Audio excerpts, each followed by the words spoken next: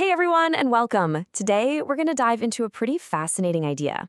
What if being truly clean has almost nothing to do with soap and water, and everything to do with the words we use?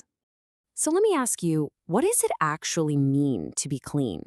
The source material we're digging into today makes a really bold argument. It says that real cleanliness isn't about scrubbing our skin. It's about the purity of our actions, our words, and yeah, even our thoughts. Let's unpack that. And this right here, this slide gets to the absolute heart of it. Over on the left, you've got the idea we all know, physical washing, rituals to clean ourselves on the outside. But on the right, that's where things get interesting, inner purity. This is the idea that real purity isn't something you do from the outside in, but something that actually grows from the inside out. It's a total shift in perspective. Okay, so here's our game plan. We've started redefining what cleanliness even means. Next, we'll look at what that means for our body or our actions. Then we'll spend some real time on a guide to clean speech. After that, we'll get to the root of it all, the mind. And we'll wrap it all up by figuring out where true purity really comes from, according to this source. So let's kick things off with the most, physical part of this, purity of the body. And like the title says, this has nothing to do with taking a shower. It's all about our actions. The way this is framed, our physical actions are the foundation. They're the most obvious, out-in-the-world expression of what's going on inside. So the source breaks it down for us into three foundational principles, three really clear guidelines for what it calls purity of action. And these are, well, they're pretty fundamental, right? First, a respect for life. Don't kill. Second, a respect for other people's things. Don't take what isn't freely given. And third, it's about respecting others with our bodies and our conduct. Think of these three as the essential groundwork for a life of clean action. All right, so with that foundation of action in place, now we get to the real center of this guide, clean speech. And this is so important because the power of our words is just immense. I mean, they can literally build relationships up or tear them down, and they have a huge impact on others and, of course, on ourselves. So the big question is, how do we actually do this? How do we practice it? Well, lucky for us, the material gives us a super practical guide with 4 key principles for clean, wholesome, and honestly powerful communication. These 4 are like a compass for how we talk to each other. Are we being truthful? Are our words bringing people together or pushing them apart?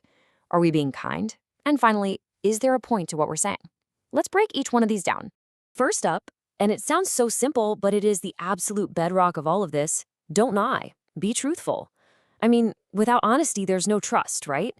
This is about making a real commitment to reality and making sure what comes out of your mouth actually lines up with what's true. Okay, this next one is huge, especially today. Don't speak divisively. This is all about not using your words as wedges to drive people apart. You see this everywhere, right? Think about spreading gossip at work that you know is going to turn one person against another. Or hearing some juicy rumor about a friend and immediately passing it on, even though it could totally blow up the friend group. This is about consciously choosing to use our words to build bridges, not burn them. And the third principle flows right from that. Don't use harsh words. This is about kindness. It's about choosing not to use abusive or hurtful language. And man, we see the opposite of this constantly. Just look at the comment section on any social media post, or listen to people yelling at each other in traffic. It can even happen when we're arguing with someone we love. This principle is a challenge to choose words that are gentle and constructive, even when we're feeling angry or frustrated. And finally, the fourth rule. This one challenges us to avoid, aimless chatter. It's not about being silent or never telling a joke. It's more about asking ourselves, is there a purpose to what I'm about to say? It's a call to speak with intention, to make our words actually matter instead of just filling the silence. But let's be real for a second. Trying to practice all 4 of those principles of clean speech, it's hard. So why is it so hard? Well, because our words don't just appear out of thin air. They grow out of our thoughts. And that brings us to what the source calls the root of everything, purity of the mind. And you guessed it.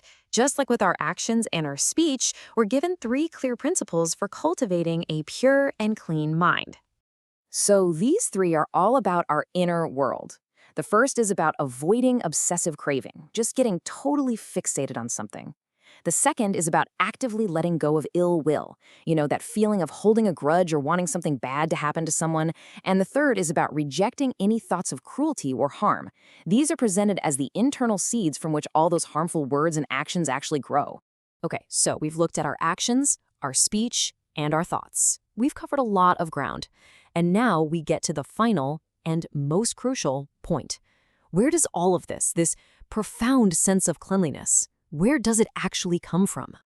Wow, this quote really just cuts right to the chase, doesn't it? Using this powerful image, the source completely challenges the idea of external cleaning. It's basically saying that no ritual, whether it's bathing in a holy river or anything else on the outside, can actually wash away the consequences of what's going on inside our minds. And this table just lays it all out perfectly, making the central argument crystal clear.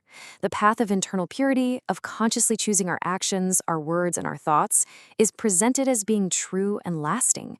And on the other hand, external rituals are framed as being superficial and, when it comes to genuine purity, totally ineffective. So if there's one thing to take away from all this, it's this. True cleanliness isn't some goal you reach or a one-time fix. It's an active, conscious practice. It's something we have to engage in from moment to moment, through every choice we make about what we do, what we say, and what we think. So I want to leave you with this final thought. Thinking back to that guide to clean speech, truthfulness, unity, kindness, and purpose, just pick one. Which one of those principles could you consciously try to put into practice, just for today?